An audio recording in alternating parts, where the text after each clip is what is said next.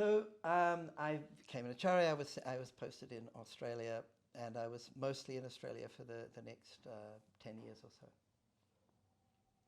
A lot of great experiences there. But I used to come every year, sometimes twice in a year, to India to see Baba. So this is through the 1980s, right up to 1990 when Baba left his body. And I had some really neat experiences. So I'll tell you a couple of those. Some of them were very funny. Oh, this was fun. So Baba was touring India one time. I was very new acharya at this time. And he had just taught this Koshiki dance, which you've all practiced. He introduced that in 1979. And so the Magis, before he would give his darshan, they would all sing kirtan. And there would usually be a big gathering, thousands of people. And then he always liked that there would be a group would perform this Koshiki dance and then also the Tandava dance. So I'm sitting there quite near the front, and this group are performing the Koshiki dance. And in the group, there's one very devotional brother, and he was a very big guy, very overweight, but he was so jolly and such a nice fellow. Everyone liked him. And they would wear this kind of costume to perform the dance with these short orange, sort of green shorts and a purple shirt or a maroon shirt.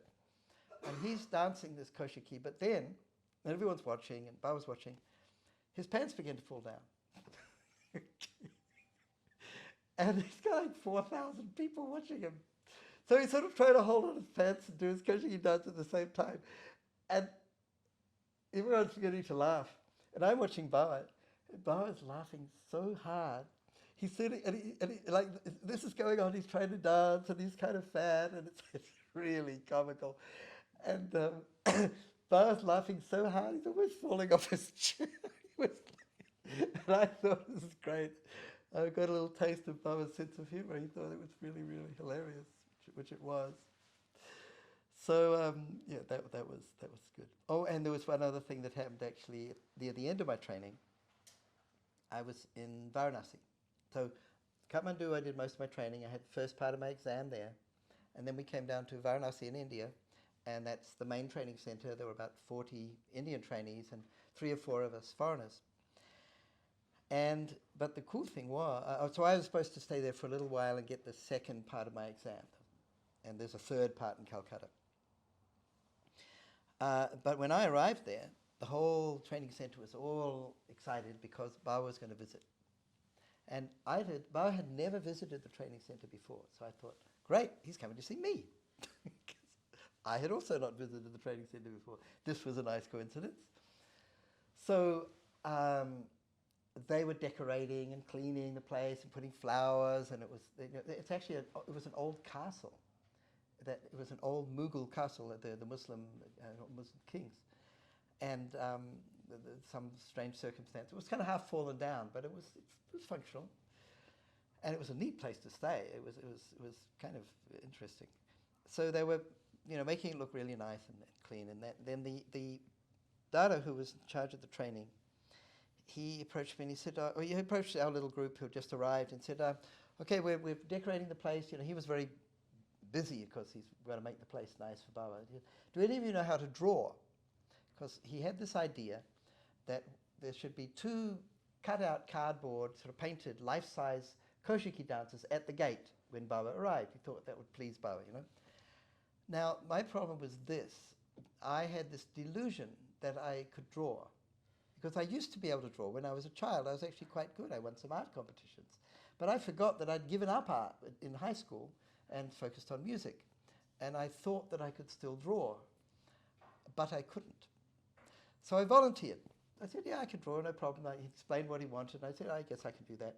The other problem was that in my brief drawing career, or painting career, I never drew humans, because I didn't like humans very much. I liked animals and trees and boats and things. So and in fact, I thought drawing humans was a foolish thing to do, and I could never understand why Michelangelo and Raphael and all of them just painted humans. I thought, why they could paint much more interesting things.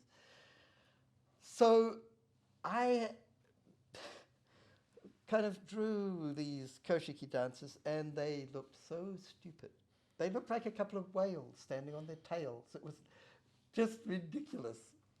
And by this stage I realized I'd got myself in way over my head, and I tried to get out of it, but the trainer said, "Oh no, they're great, they're wonderful, go ahead, just as they are, paint them, look them." So I had to make, they're really tall, you couldn't miss them, these very stupid looking, what you could barely recognize as Koshiki dancers were by both sides of the gate when Bawa arrived, right? Anyway, nobody worried, they were focused on Bawa. And he came and gave this special darshan just for the trainees. There were about 40 of us, and we were all super excited because all of us, of course, felt that Bawa had come to see us, because this had never happened before. And he gave a talk in English about the meaning of acharya. So acharya means one who teaches by example. And he said, you boys and girls, that's where he used to talk to us like that. We were all pretty young. You boys and girls, you when you go out into the world, when you become acharyas, you are representing me.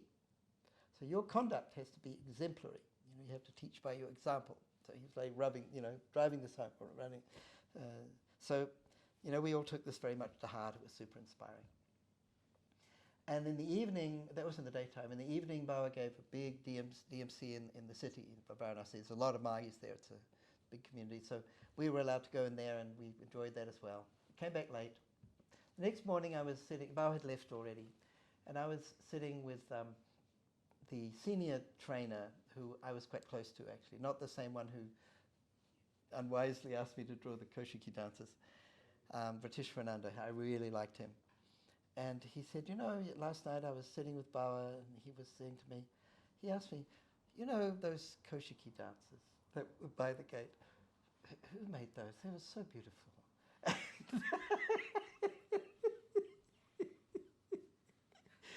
And I'm thinking, oh, Bawa, you really got a sense of humor.